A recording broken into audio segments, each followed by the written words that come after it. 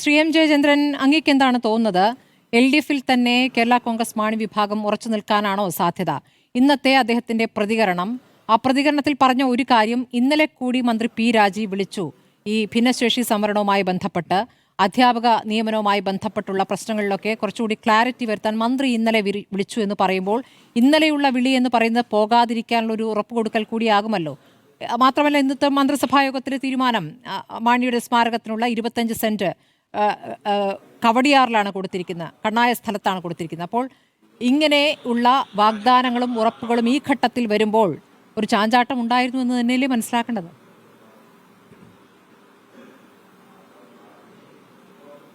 ഇപ്പോൾ പ്രിയപ്പെട്ട രാജു പി നായർ പറഞ്ഞത് നമ്മളെല്ലാം കേട്ടല്ലോ. സ്മൃതിയുടെ ചോദ്യം മാണി ഗ്രൂപ്പിനെ സംബന്ധിച്ചാണ്, കേരള കോൺഗ്രസ് മാണിയെ സംബന്ധിച്ചാണ്. അദ്ദേഹം മറുപടി പറയുന്നത് RJDയുടെ ഡോക്ടർ വർഗീസ് ജോർജ് നടത്തിയ പ്രതികരണത്തെ പറ്റി. എന്നിട്ട് കൂട്ടിച്ചേർക്കുന്നു, LDF-ൽ അസംതൃപ്തരായ ഘടകകക്ഷികൾ ഒട്ടേറെ ഉണ്ട്, അവർ വ്യത്യസ്ത നിലപാടുകൾ സ്വീകരിച്ച് പുറത്തു വരുമെന്നാണ് പ്രതീക്ഷിക്കുന്നത്. ഇപ്പം ഇന്നലെ കേരള കോൺഗ്രസ് മാണി ഗ്രൂപ്പിന്റെ പാർലമെന്ററി പാർട്ടി ലീഡർ മന്ത്രി റോഷി അഗസ്റ്റിനാണ്. ഇന്നലെ റോഷിയും പറഞ്ഞു, ഇന്ന് പാർട്ടി ചെയർമാൻ ജോസ് കെ മാണിയും പറഞ്ഞു, LDF-ൽ ഞങ്ങൾ ഉറച്ചു നിൽക്കും, അതിനകത്ത് ഈ LDF വിട്ടുപോകണം എന്നൊരു അഭിപ്രായമൊന്നുമില്ല. അപ്പോൾ വീണ്ടും ആവർത്തിച്ച് ചോദ്യങ്ങൾ വന്നപ്പോൾ, ഒരു പാർട്ടിയാകുമ്പോൾ വ്യത്യസ്ത വീക്ഷണങ്ങളോ അഭിപ്രായങ്ങളോ ഉണ്ടാവുമല്ലോ, തീരുമാനം എടുക്കുന്ന കൂട്ടായിട്ടാണല്ലോ എന്നും പറഞ്ഞു. അതിനുശേഷമാണ് താങ്കൾ സൂചിപ്പിച്ച വാക്ക് പറഞ്ഞത്. ഇത് മാണി ഗ്രൂപ്പ്, കേരള കോൺഗ്രസ് മാണി വിഭാഗം എവിടെയുണ്ടോ അവിടെ വിജയിക്കും എന്നാവർത്തിച്ച് പറഞ്ഞത്. ഇപ്പോ താങ്കളോട് ചോദ്യത്തിന് മറുപടി പറയുകയാണെങ്കിൽ, നിലവിൽ അവിടെ എന്തെങ്കിലും പ്രശ്നങ്ങളുള്ളതായിട്ട് മാധ്യമങ്ങൾ കഴിഞ്ഞ 2 ദിവസങ്ങളായി ചർച്ച ചെയ്യുന്നുണ്ടല്ലോ. അത് ആ ചർച്ച കണ്ടപ്പോൾ പെട്ടെന്ന് ഓർമ്മ വരുന്നത്, ഇപ്പോൾ കോൺഗ്രസിന്റെ ഇലക്ഷൻ സ്ട്രാറ്റജിസ്റ്റ് ആയിട്ടുള്ള സുനിൽ കനഗോലു ഉണ്ടല്ലോ, അദ്ദേഹത്തിന്റെ ഒരു ബോസ് ഉണ്ട്, ആചാര്യൻ PK എന്ന് വിളിക്കുന്ന പ്രശാന്ത് കിഷോർ. പ്രശാന്ത് കിഷോറിന്റെ ഒരു പുസ്തകം പ്രസിദ്ധീകൃതമായിട്ടുണ്ട് 2019-2018. അതിന്റെ പേര് how to win an Indian election എന്നാണ്. അപ്പോൾ 2014 നരേന്ദ്രമോദിയുടെ വിജയത്തെ സംബന്ധിച്ചും തുടർന്നുള്ള ബീഹാർ അടക്കമുള്ള ചില അസംബ്ലി സീറ്റുകളിൽ സ്ട്രാറ്റജിസ്റ്റായിട്ട് അദ്ദേഹം പ്രവർത്തിച്ചതിന്റെയും ചില പരിപാടികളും അതിന്റെ ചില കുടില നീക്കങ്ങളും കൗടില്യങ്ങളും ഒക്കെ അദ്ദേഹം വിശദമായി പ്രതിപാദിക്കുന്നുമുണ്ട്. അത്തരത്തിലുള്ള ഡിസ്ഇൻഫർമേഷൻ ക്യാമ്പയിനാണ് ഇവിടെ തുടങ്ങി വെച്ചത്. ആ പുസ്തകം വായിച്ചിട്ടുള്ള ആർക്കും അതിവേഗം മനസ്സിലാവുന്ന കാര്യവുമാണ്. അത്തരത്തിൽ ഡിസ്ഇൻഫർമേഷൻ ക്യാമ്പയിൻ തുടങ്ങി വെച്ചതിന് ശേഷം അവസാനം അത് ഈ വിസ്മയം ഏതാണ്ട് ഇപ്പോൾ കത്തിത്തീരാറായി, വിസ്മയത്തിന്റെ ആ ഒരു തിരി കത്തിത്തീരാറാവുന്നു. ഇനിയിപ്പോൾ പ്രതീക്ഷിക്കാവുന്നത് 16-ാം തീയതിയിലെ സ്റ്റിയറിംഗ് കമ്മിറ്റിയാണ്. സ്റ്റിയറിംഗ് കമ്മിറ്റി വരെയും ഈ വിസ്മയം ഇങ്ങനെ നിലനിർത്താൻ കഴിയും, അത്രേ ഉള്ളൂ. അപ്പോൾ സ്റ്റിയറിംഗ് കമ്മിറ്റി കഴിയുന്നതോടുകൂടി അതുവരെ പറയാം അവർ ചാടുമോ ചാടത്തില്ലയോ, എത്ര MLA മാരുണ്ട് ജോസ് കെ മാണിയുടെ കൂടെ, എത്ര MLA മാരുണ്ട് റോഷി അഗസ്റ്റിന്റെ കൂടെ എന്നുള്ള സ്പെക്കുലേഷൻ നിരന്തരം നടത്തിക്കൊണ്ടേയിരിക്കാം, പ്രശ്നമൊന്നുമില്ല. അത് ഈ ചർച്ചയിലും ആകാം, അതൊന്നും കുഴപ്പമൊന്നുമില്ല. അതാണല്ലോ അദ്ദേഹം പറഞ്ഞത്, പാർട്ടി ചെയർമാൻ പറഞ്ഞത്, എല്ലാ ദിവസവും രാവിലെ എഴുന്നേറ്റ് ഞാൻ LDF ഞാൻ ഇവിടെ തന്നെയാണ് ഉറച്ചു നിൽക്കുന്നത് എന്ന് പറയേണ്ട എന്ത് കാര്യമാണുള്ളത്? അങ്ങനെ ഒരു കാര്യമില്ല. പക്ഷേ ഇന്നലെ ഫേസ്ബുക്ക് പോസ്റ്റ് ഇട്ടപ്പോൾ ശ്രീ ജയേന്ദ്രൻ ആദ്യം ഇട്ട പോസ്റ്റ് ഒന്ന് തിരുത്തി ഇടതുമുന്നണിക്കൊപ്പം എന്ന് പിന്നീട് ചേർത്തു. അപ്പോൾ അദ്ദേഹത്തിന് തന്നെ ആ ഒരു ഉറപ്പില്ലാതിരുന്നു. പിന്നീട് രണ്ടാമത് തിരുത്തേണ്ടി വന്നു, മാറ്റിയിടുകയാണ് ചെയ്തിട്ടുള്ളത്. ഇടതിനൊപ്പം എന്ന ഒരു 2 MLA മാർക്ക്, അതിലൊരാൾ മന്ത്രി കൂടിയാണ്, ഞങ്ങൾ ഇടതിനൊപ്പം എന്ന ഫേസ്ബുക്ക് പോസ്റ്റ് ഇടേണ്ട സാഹചര്യം എന്താണ്?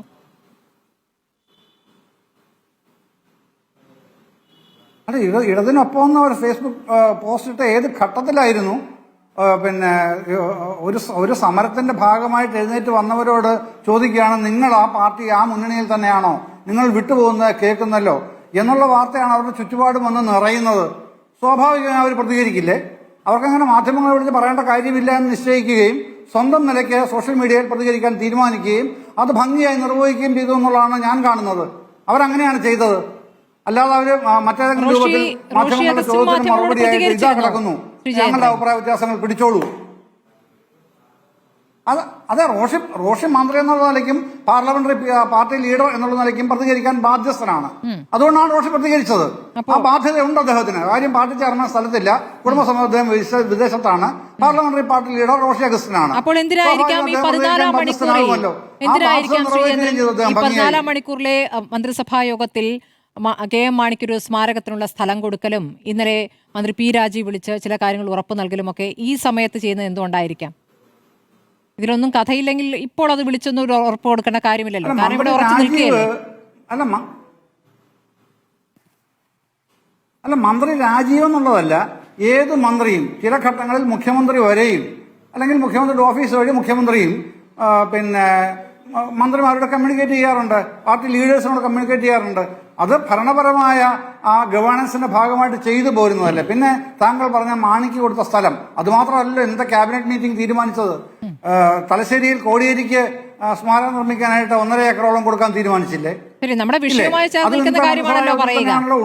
നമ്മുടെ വിഷയവുമായി ചേർന്ന് നിൽക്കുന്ന ഒരു കാര്യം, ഒരു തീരുമാനം ഉണ്ടാകുമ്പോൾ അതാണല്ലോ പറയുക. ഞാൻ 2 കാര്യങ്ങളാണ് ഞാൻ ചേർത്ത് പറഞ്ഞത്. ഓക്കെ. അല്ല ഞാൻ അത് മാത്രമല്ല ഇതും കൂടെ ഉണ്ടായി എനിക്ക് പറയാമല്ലോ. കാര്യം ക്യാബിനറ്റ് മീറ്റിംഗ് ആണല്ലോ തീരുമാനിച്ചത്. 2 നേതാക്കളുടെ പേരിലുള്ള 2 സ്ഥലം, 2 വ്യത്യസ്ത സ്ഥലങ്ങൾ, ഒന്ന് തിരുവനന്തപുരത്തും ഒന്ന് തലശ്ശേരിയിലും.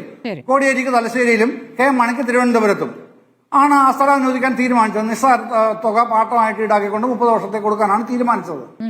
പിന്നെ അദ്ദേഹത്തിന് മണിസാറിനുള്ള 5 കോടി രൂപയുടെ പ്രഖ്യാപനം മുൻ ധനമന്ത്രി തന്നെയാണല്ലോ നടത്തിയത് കഴിഞ്ഞ മന്ത്രിസഭയുടെ അവസാന ബജറ്റിൽ. അത് നമുക്കൊക്കെ അറിയുന്നതുമാണ്. പിന്നീട് അതിന്റെ മുമ്പോട്ട് പോകാതിരിക്കാനുള്ള ഒരുപാട് കാര്യങ്ങൾ ഉണ്ടായിരുന്നിരിക്കാം. സ്ഥല ലഭ്യതയുമായി ബന്ധപ്പെട്ട് നൂലാമാലകൾ ഉണ്ടായിരുന്നിരിക്കാം, ഫയൽ പ്രൊസീഡിങ്സ് ഉണ്ടായിരിക്കാം. അതെന്താണെന്നുള്ള ഞാൻ വ്യക്തമായി അന്വേഷിച്ചിട്ടില്ല സ്മൃതി. എന്തുകൊണ്ടാണ് ഇത്രയും നാൾ കൊടുക്കാതിരുന്ന ക്യാബിനറ്റിൽ ഈ പ്രശ്നം വന്നതിന് ശേഷമാണല്ലോ നിങ്ങൾ അങ്ങനെ തീരുമാനിച്ചത് എന്ന് ഞാൻ ആരോടും കമ്മ്യൂണിക്കേറ്റ് ചെയ്ത് ചോദിച്ചിട്ടില്ല. പക്ഷെ ഞാൻ മനസ്സിലാക്കുന്ന ഇതാണ്, ആ മന്ത്രിസഭാ തീരുമാനത്തിന്റെ ആ തീരുമാനങ്ങൾ വായിച്ചപ്പോൾ തലശ്ശേരിയിലുമുണ്ട് തിരുവനന്തപുരത്തുമുണ്ട് 2 നേതാക്കളുടെ പേരിലുള്ളത്. അതാണ് കണ്ടത്. പിന്നെ ഇതിന്റെ പുറകിൽ UDF-ലേക്ക് ഇവരെ പോകാൻ നിർബന്ധിച്ചുകൊണ്ടിരിക്കുന്നത് ക്രൈസ്തവ സഭാ നേതൃത്വമായിരുന്നു എന്നായിരുന്നു മാധ്യമങ്ങളുടെ വ്യാഖ്യാനം കഴിഞ്ഞ ദിവസങ്ങളിലൊക്കെ. ഏത് ക്രൈസ്തവ സഭാ നേതൃത്വമാണ് അങ്ങനെ പറഞ്ഞിട്ടുള്ളത്? കേരളത്തിലെ ക്രൈസ്തവ സഭാ നേതൃത്വം സ്വന്തം അഭിപ്രായങ്ങൾ പുറത്തു പറയുന്നതിൽ ഒരു മടിയും കാണിക്കാത്തവരാണല്ലോ കാലാകാലങ്ങളെ, കഴിഞ്ഞ ആഴ്ച വരെയും. എന്നിട്ട് ഇതുവരെയും മാണി ഗ്രൂപ്പ് അങ്ങനെ മാറണം എന്ന് ഞങ്ങളുടെ ആവശ്യം വെച്ചിട്ടുണ്ട് എന്ന് സഭാ നേതൃത്വത്തിൽ ആരെങ്കിലും പറഞ്ഞോ? പക്ഷെ എല്ലാവരും ആരോപിക്കുന്നത് മുഴുവനും സഭാ നേതൃത്വം പറഞ്ഞു എന്ന് പറഞ്ഞാണ്. എന്തിനാണ് രാഷ്ട്രീയമായി സഭ ഇടപെടാറില്ല എങ്കിലും സാമൂഹ്യ വിഷയങ്ങളിൽ സഭ നിലപാടെടുത്തിട്ടുണ്ട് എന്നുള്ള കാര്യം കൂടി തുറന്നു പറയുന്നുണ്ട്. അപ്പോൾ ആ വിഷയങ്ങൾ ഏതാണ് എന്നും ആ വിഷയങ്ങളോട് ചേർന്ന് നിൽക്കുമ്പോൾ ആർക്കൊപ്പം പോകണമെന്നും ഉറപ്പായിട്ടും സഭ പറഞ്ഞിട്ടുണ്ട് എന്നുള്ളത് തന്നെയാണ് നമുക്ക് കിട്ടുന്ന അറിവ്. പ്രത്യേകിച്ച് ചങ്ങനാശ്ശേരി അതിരൂപത. അങ്ങനെ പറഞ്ഞിട്ടുണ്ടെങ്കിൽ അത് പറയാൻ മടിക്കാത്തവരാണ് രൂപതാധ്യക്ഷന്മാർ, സഭാ നേതൃത്വം. എല്ലാ സമയത്തും കണ്ടുകൊണ്ടിരിക്കുന്നതാണല്ലോ സ്മൃതി. അതാണ് ഞാൻ ചോദിച്ചത്. എല്ലാ സമയത്തും അങ്ങനെ ആവണമെന്നില്ലല്ലോ ശ്രീ ജയന്ത്. അതെന്താ എന്നിട്ട് അല്ല താങ്കൾ പറയുന്നത് ഞാൻ മുഖവിലയ്ക്ക് തന്നെ അംഗീകരിക്കുക ചെയ്യുന്നത്. താങ്കൾ പറയുന്ന മുഖവിലയ്ക്ക് തന്നെ അംഗീകരിക്കുന്നു. എല്ലാ സമയത്തും അങ്ങനെ ആവണമെന്നില്ല.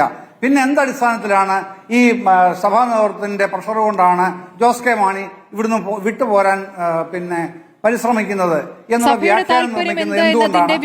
അതാണ് ഞാൻ പറഞ്ഞത്. മറ്റേ സഭയുടെ താല്പര്യം എന്ത് എന്നതിന്റെ സൂചനകളുണ്ട്. ആർക്കുണ്ടെന്ന്?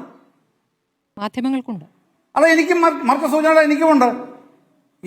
എനിക്കും മറിച്ച് കൃത്യമായ സൂചനകളുണ്ട്. ഒരു മാണി ഗ്രൂപ്പ് അവിടുന്ന് പോകരുത് എന്ന് ആഗ്രഹിക്കുന്ന സഭാ നേതൃത്വത്തിന്റെ താങ്കൾ പറയൂ, താങ്കളുടെ സൂചനകൾ പറയാൻ ഞാൻ പറഞ്ഞില്ലേ. ചങ്ങനാശ്ശേരി അതിരൂപത ഞാൻ പറഞ്ഞല്ലോ. ഞാൻ പറഞ്ഞു അല്ല എന്ത് പറഞ്ഞവര് ചങ്ങനാശ്ശേരി അതിരൂപതയുടെ സമ്മർദ്ദമുണ്ട് എന്നുള്ളതാണ് എനിക്ക് കിട്ടിയ സൂചന. ഇനി അങ്ങേക്ക് കിട്ടിയ സൂചന അങ്ങ് പറയൂ. ഏത് സഭ പോകരുത് എന്ന് പറയും? അല്ല അങ്ങനെ ജനറലൈസ് ചെയ്യരുത്. സ്പെസിഫിക് ആയിട്ടാണ് പറഞ്ഞത്. ഞാൻ വളരെ സ്പെസിഫിക് ആയിട്ടാണ് പറഞ്ഞത്. വിജയേന്ദ്രൻ, ചങ്ങനാശ്ശേരി അതിരൂപത ആർച്ച് ബിഷപ്പ് മാർ തോമസ് തറയിൽ നോക്കൂ, ഞാൻ പറയുന്നു ചങ്ങനാശ്ശേരി, ഞാൻ സൂചനയെ പറയുന്നുള്ളൂ, അങ്ങ് സൂചന തന്നെ പറഞ്ഞാൽ മതി. ഞാൻ വായിച്ചിട്ടില്ല സ്മൃതി ഇതുവരെ. അല്ല ഞാൻ വായിച്ചിട്ടില്ല തറയിൽ പിതാവിന്റെ സൂചനകൾ ഞാൻ ഇതുവരെ വായിച്ചില്ല. ഞാൻ അവരുടെയൊക്കെ കാര്യങ്ങൾ പിന്നെ അറിയാൻ ശ്രമിക്കുന്ന ഒരാളാണ്. അങ്ങേക്ക് കിട്ടിയ സൂചന മറ്റൊന്നാണെന്ന് പറഞ്ഞുകൊണ്ടാണ് ഞാൻ ചോദിച്ചത്. ഞാൻ അങ്ങേക്ക് കിട്ടിയ സൂചന മറ്റൊന്നാണ് എന്ന് പറഞ്ഞുകൊണ്ടാണ് അങ്ങയുടെ സൂചന എന്താണെന്ന് ചോദിച്ചത്. എനിക്ക് കിട്ടിയ സൂചന ഞാൻ അങ്ങോട്ട് പങ്കുവച്ചു. മറ്റ് സഭാ നേതൃത്വങ്ങൾ ചില സഭാ നേതൃത്വങ്ങൾ അങ്ങനെ പോകേണ്ടതില്ല. പ്രത്യേകിച്ചും ഇടുക്കി മേഖലയിലെ കാർഷിക പ്രശ്നം വലിയൊരളവ് വരെ പരിഹരിക്കുന്നതിൽ LDF മന്ത്രിസഭയ്ക്കും പ്രത്യേകിച്ച് റോഷി അഗസ്റ്റിനും കഴിഞ്ഞിട്ടുണ്ട് എന്ന് വിലയിരുത്തുന്നവരുണ്ട് സഭാ നേതൃത്വത്തിൽ. അപ്പൊ അവർക്ക് അത്ര ഏറ്റവും വലിയ പ്രശ്നമായിരുന്നു, കുറെ കാലമായി നിലനിന്നിരുന്ന പ്രശ്നമായിരുന്നു ഈ ഇടുക്കിയിലെ ഭൂപ്രശ്നം, പട്ടയ പ്രശ്നം. അത് വലിയൊരളവ് പരിഹരിക്കാൻ കഴിഞ്ഞിട്ടുണ്ട് എന്ന് തന്നെയാണ് സഭാ നേതൃത്വം കാണുന്നത്. അതുകൊണ്ട് അത്തരത്തിൽ വ്യക്തമായൊരു കാരണമില്ലാതെ മുന്നണി വിട്ടിറങ്ങി പോരേണ്ട സാഹചര്യം നിലവിലില്ല. എന്നാണ് പിന്നെ ഇടുക്കി പോലുള്ള സഭകൾ കാണുന്നത് എന്നാണ് എനിക്ക് കിട്ടിയ സൂചനകൾ. പക്ഷേ ഇടുക്കിയിലെ തദ്ദേശ തെരഞ്ഞെടുപ്പ് ഫലമടക്കം വലിയ രീതിയിൽ ഒരു വെല്ലുവിളിയാകുന്നുണ്ട് റോഷിക്ക് എന്നുള്ള വിലയിരുത്തൽ കേരള കോൺഗ്രസ് മാണി വിഭാഗത്തിനുണ്ട്. 1000 ചില്ലാനും വോട്ടുകളുടെ ഭൂരിപക്ഷം മാത്രമാണ് LDF ഉണ്ടായിരുന്നത്. അപ്പോൾ ഇടുക്കിയിൽ റോഷിക്ക് അത്ര എളുപ്പമാകില്ല എന്ന വിലയിരുത്തൽ അങ്ങനെയും കേൾക്കുന്നുണ്ട്.